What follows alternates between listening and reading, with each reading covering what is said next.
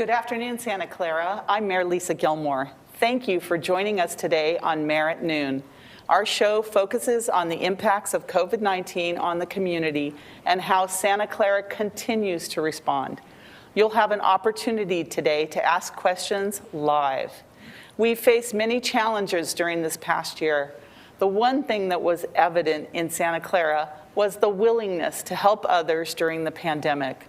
The City of Santa Clara worked quickly to establish COVID-19 relief programs to assist our youth, our seniors, and our families. But the city could not do this alone. We had the support from local nonprofits to help our most vulnerable residents.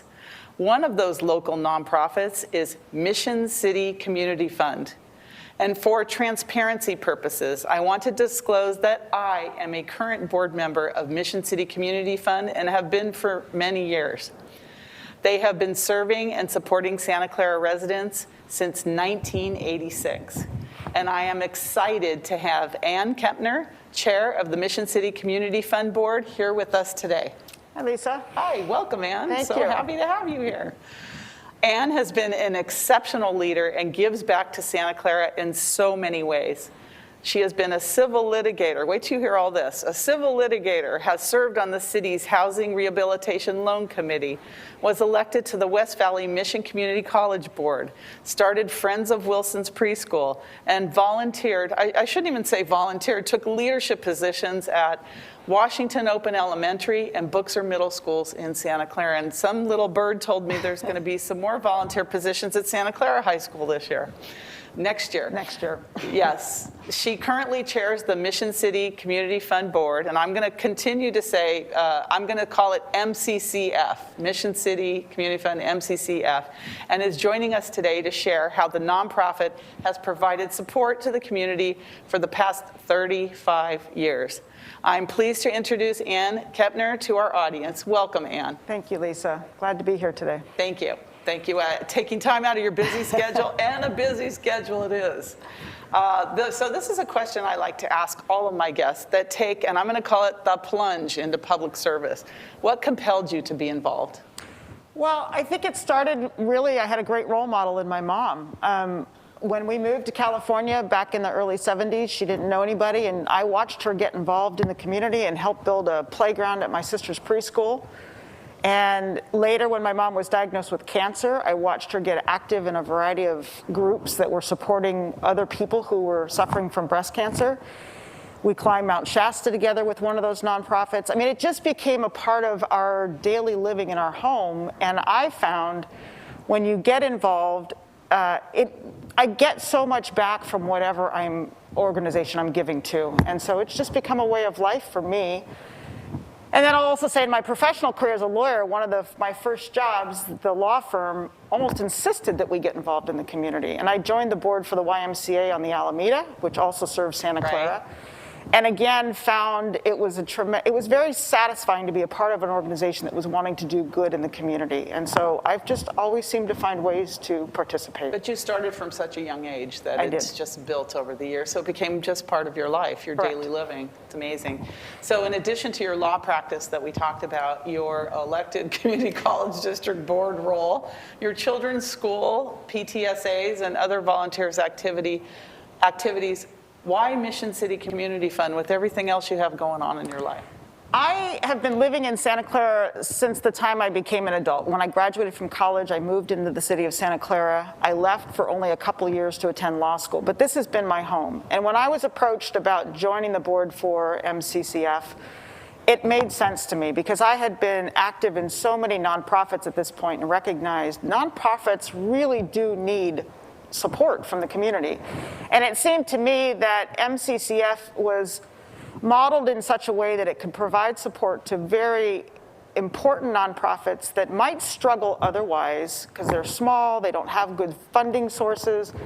And I was excited to give to this community that I live in, that I call home, in a way that would be very meaningful. So tell me how MCCF is different from other nonprofits you may have been involved in terms of the structure and how it operates. So one of the primary differences is we're an all-volunteer organization. Second is we don't actually. And that means all volunteer, no staff, Correct. no one is getting paid. No one's getting paid. Everyone is there volunteer. There's no staff that's supporting the activities of the board. So everything is dependent on the board. Hands-on. It's a hands-on board. Volunteers. The other thing that I find different is that we really are focused on raising money and giving money to nonprofits that are doing the work in the community.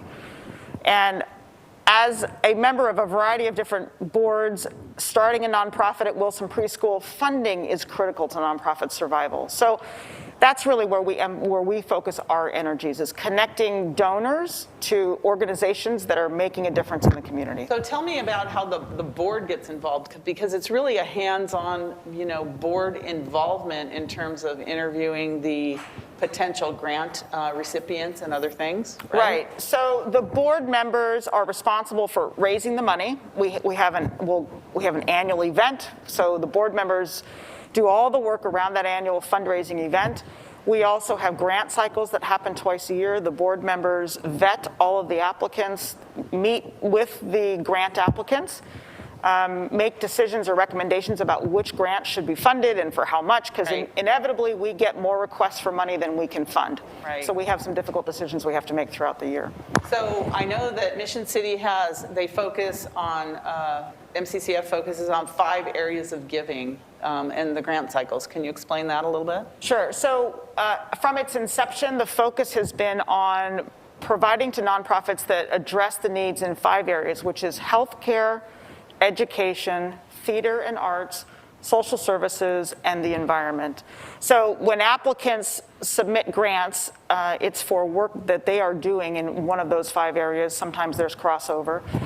And actually last year, when the pandemic hit, we recognized we really needed to build out kind of our, we needed to have more material that we could use virtually. And so we actually went through the exercise of having a branding video created. And I think you've got a copy of that. Maybe we can you show. brought that today? Yes, Okay. because I think that will explain much better what we do as an Well, organization. you're doing a good job explaining it, but let's cue up that video and learn a little bit more about MCCF. The Mission City Community Fund was started 34 years ago by concerned citizens in the city of Santa Clara. It was a time when federal funding was decreasing and local charities and nonprofits were really suffering. And so our city leadership in Santa Clara identified that problem and encouraged concerned citizens to step up and find a way that we could address these really important, compelling needs in our community. I'm the executive director of the Santa Clara City Library Foundation and Friends, and we were established in 2001 as a support nonprofit for the libraries. MCCF has been a supporter of the foundation for nearly 20 years. From when we were just starting to expand programs, their support really enabled us to do that. And then their continued support over the years has made it possible for us to grow these programs even larger. We give in 5 areas: healthcare, education, theater and arts, social services, and the environment. So nonprofits that are addressing needs in those 5 areas can apply for grants to the Mission City Community Fund. JW House is a hospitality house. What we do is, our main goal is to take care of the caregiver, so that, when the caregiver goes back to the hospital, feels more relaxed, is more free to take care of the patient. Mission City Community Fund is an entirely volunteer organization, so all of the money we raise goes right back into the community. We can quickly identify needs in the community. Those nonprofits know that we are here to partner with them and address the needs that they work very diligently and well at meeting.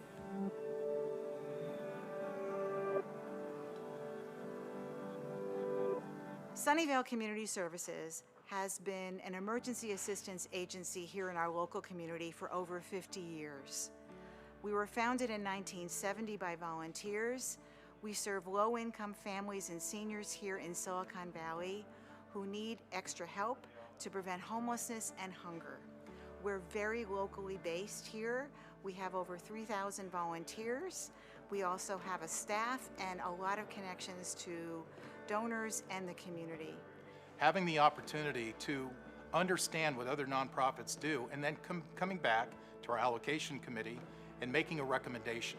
It's so satisfying to be a part of that process that you have at least a significant role in helping that nonprofit. And so it's together that we are able to make a difference for members of our community.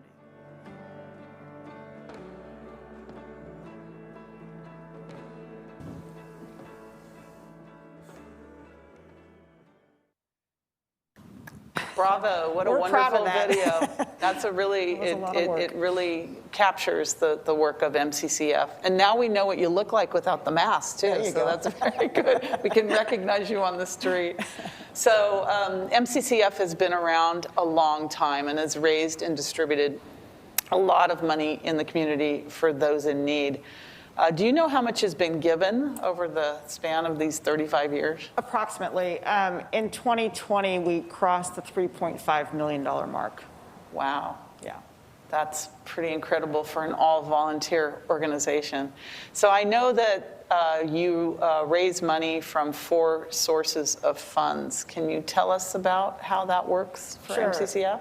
So we do an annual fundraiser, as I mentioned. In the past, it's been a large dinner. More recently, it's had to go virtual, which I think we'll talk about in a bit.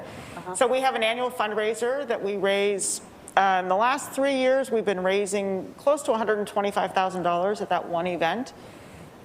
We also we receive monies from a variety of sources. One is the Benzene Trust. There was a family that donated money to the city of Santa Clara. And I think we administer, here in the city, administer that trust for Mission City, correct? Yeah. So that trust is administered here, and then a portion of it is given to MCCF every year for the allocation process.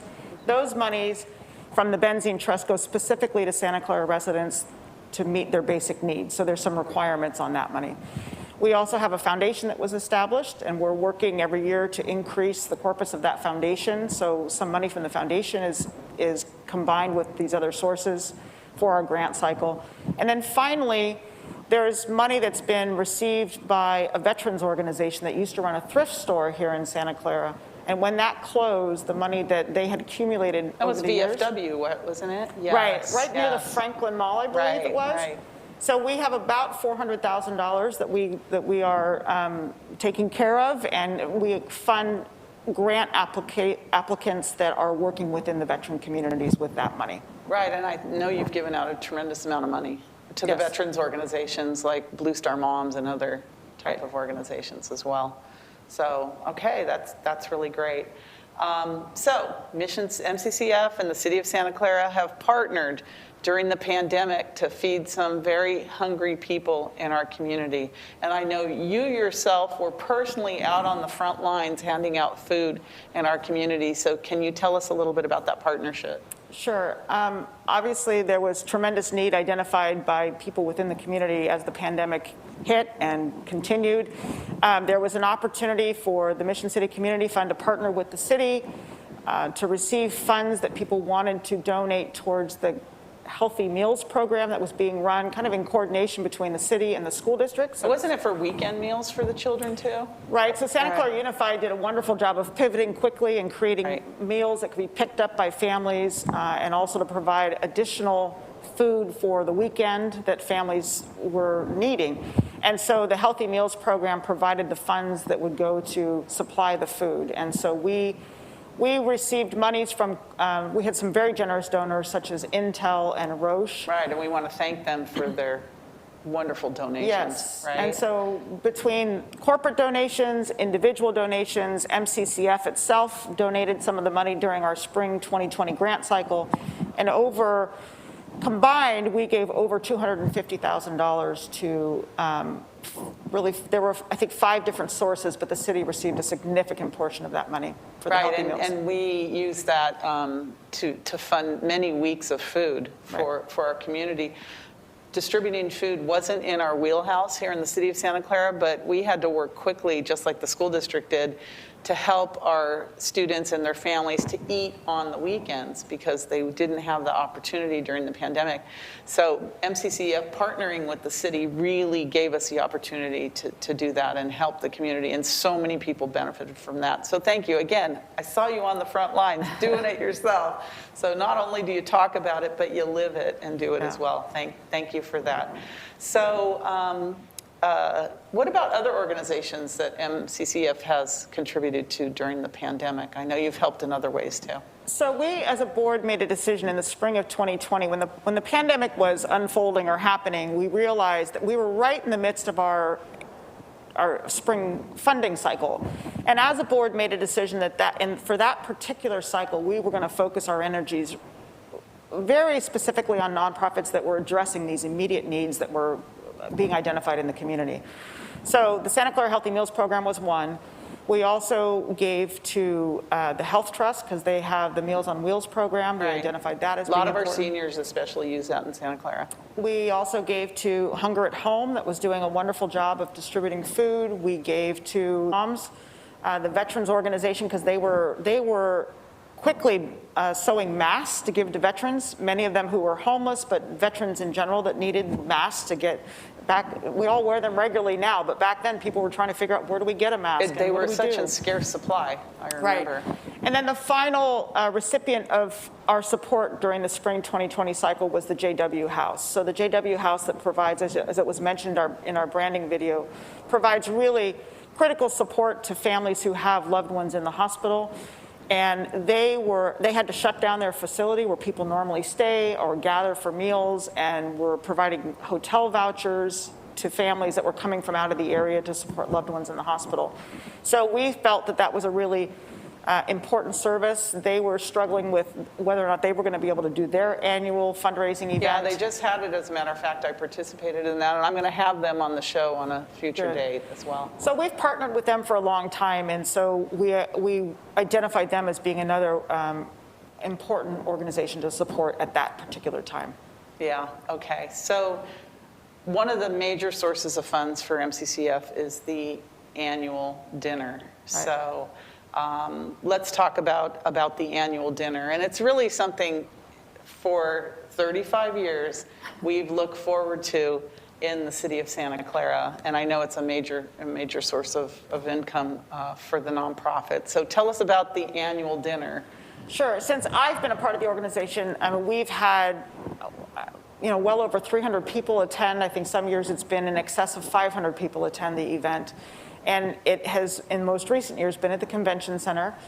And we have a themed event. It's a lot of fun. We have dancing and music, and there's an auction that's tied to it. It just was a really nice event for It's a people great to gather. community unifier, too. Exactly. We always look forward to it in November to go to the MCCF dinner. Yeah, and there's a lot of energy put into the theme and the decorations of the ballroom, and it was just, it was a fun event for many people throughout the community to attend. And unfortunately, we couldn't do it last year, but we opted to, instead of just not having a fundraiser and taking a pass for a year, our group was really committed to finding a way to continue our tradition of having an annual fundraiser. And in large part because we have such generous donors in our community, corporations, small businesses, families, individuals who have over the years been incredibly generous with us. And we didn't want to forego the opportunity to continue to partner with them to do the good work that we do in the community. So the fundraiser we had in 2020 was a virtual fundraiser. Yes. And you did get very creative, and you were the MC of the fundraiser. Tell us how that worked out and how that was put together so quickly, and how successful was it? Fortunately, we have board members who were participating in other virtual fundraisers, so we had some expertise, right? Expertise in-house. I can name a few individuals who had attended a lot of different fundraisers, and I myself went to a number of them just to understand how it was working. And we called in some help with some people who had expertise in the area that were behind the scenes making it happen. Just like for this show, there's people behind the scenes making it happen. And we reached out to those sponsors and donors that we had relied upon in the past, and they were incredibly generous with us. So we were able to raise the sponsorship money that we almost nearly what we've been able to do in the past. We had our silent auction, which we do. Robert Honda's been very generous in helping with emceeing our events when we're in person. He participated again virtually this past year. And, you know, you and I and Kevin Moore live streamed from Santa Clara University in one of their new facilities. We were so lucky to let us use that, their facility, their new, I think it was their Shot Athletic facility. Yes. To live stream. It was a beautiful building, yeah. So we made it happen. And again, people really came through and were incredibly generous in donating items to the auction or bidding on items in the auction or just simply giving a straight cash donation, which ultimately allows us then to support the nonprofits that need our support. So traditionally, MCCF has honored an individual and a business in the community, and those are the two awards every year that is one of the main focus of the dinner. So can you tell us about that?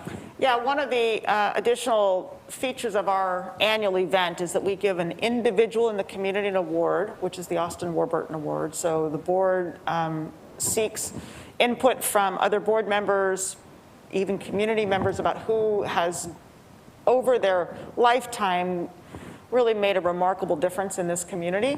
And a person will be selected and featured at our event. And then we also have the George and Donna Burdick Award, which is for a business that has also been very generous and given philanthropically to this community. And they are also given an honor and recognized at our annual event. Well, I just wanted to say something about George and Donna Burdick. They were one of one of the founding members of Mission City Community Fund, and were so fortunate to have their daughter Robin, who does, I don't know how MCCF could function without Robin Burdick. Correct. But to have that legacy with this organization is really, you know, it's all about Santa Clara, that wonderful legacy, and Robin continuing the work of her parents. Right. So yes, the awards are really wonderful. Remind me who got this award last year? Was it DevCon that got the George and Donna Burdick Award? Yes, DevCon received it last year, and Craig and Linda Connolly received it. Oh, Craig and Linda Connolly, we all know from Lions football, received it this year, and that was a well-deserved award for Craig and Linda. Yes. So now, what are the plans for the event this year? And do we have a theme yet, or is it still under wraps? I know we have some very creative, people on our board that come up. We had the masquerade theme and the sports themes and all kinds of really fun things that we've done. We are going to stay virtual this year. I think we've decided that's probably the safest, most conservative way to do our event this year, given the unpredictability of the current times we're living in.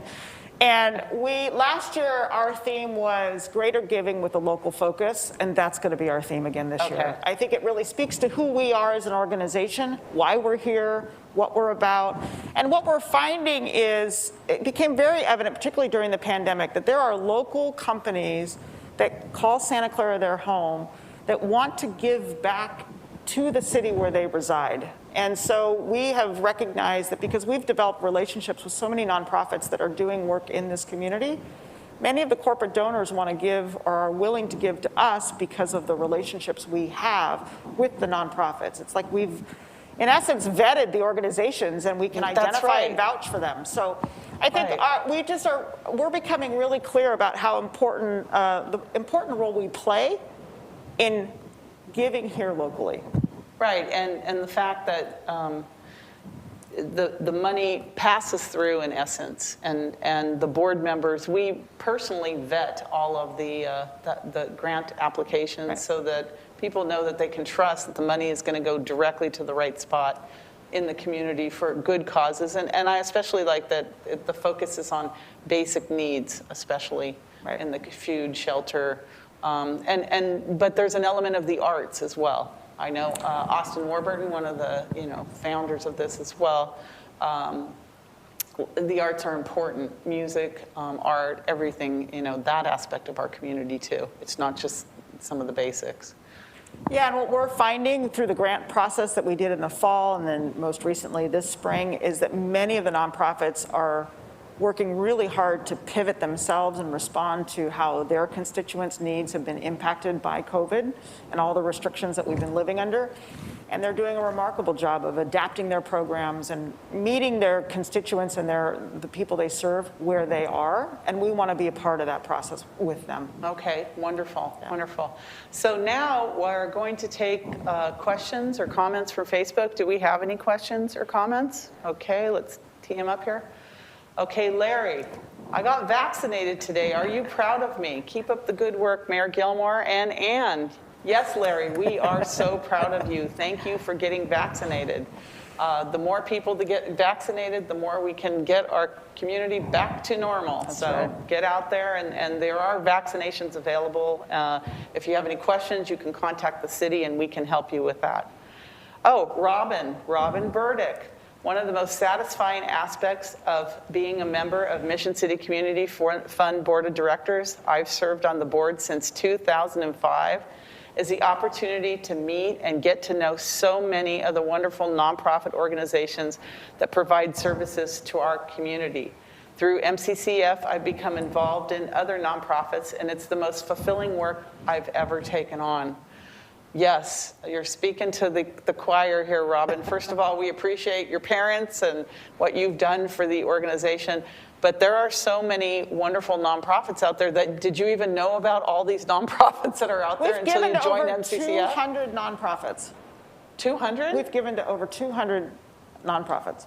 And- I mean, many we give to on somewhat of a regular basis, but it's amazing how many nonprofits there are and how the good work that they do.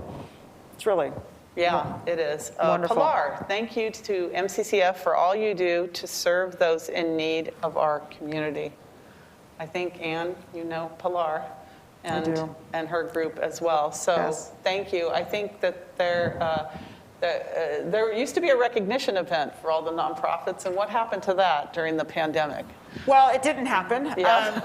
We have made a concerted effort to bring our grant recipients as well as our donors together at one time, which we call our recognition event, because we really feel it's important our donors can be connected to the good work that their donations are supporting. And I think it helps enlighten all of us about all the really wonderful work that's being done in our community that I think otherwise we may not be aware of. And it also highlights the help that they need. Yes. And I think what Mission City does, sounds like, is connecting the people that need help with the people that can help. Right.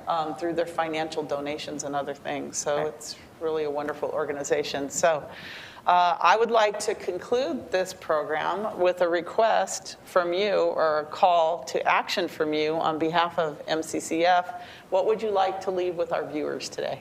Well, I think you've just touched on it. There is tremendous need in our community, but there's also a really strong, growing group of people that are doing their very best to meet those needs. And I think if anybody has an interest in being part of the solution, get involved. You can look us up on our social, variety of social media, our website. I think we're going to show the website in a second. Okay, So, and so those are ways just to get to know what we do, and I think there's a lot of opportunity also to leverage if people are working for companies that do matching donations. That can be a way, if you do work for such a company, then you can donate to MCCF and request that your company match your donation. There's need, and there's a lot of us that are willing to work to try to meet those needs, and the more people that participate, the more we can do. and you don't necessarily have to be a board member. We have pillars and other ways to be involved with Mission City, even if Right. you want to be involved in the really fun, annual event that Mission City has. And we will be again, back. all dollars go back into the community. That's right. Back That's into right. community. So thank you so much for joining me today and joining our viewers to give us an in-depth look on Mission City Community Fund. That's all the time we have for Mayor at Noon. Join us next time for Mayor at Noon on May 21st. As always, stay covered, Santa Clara.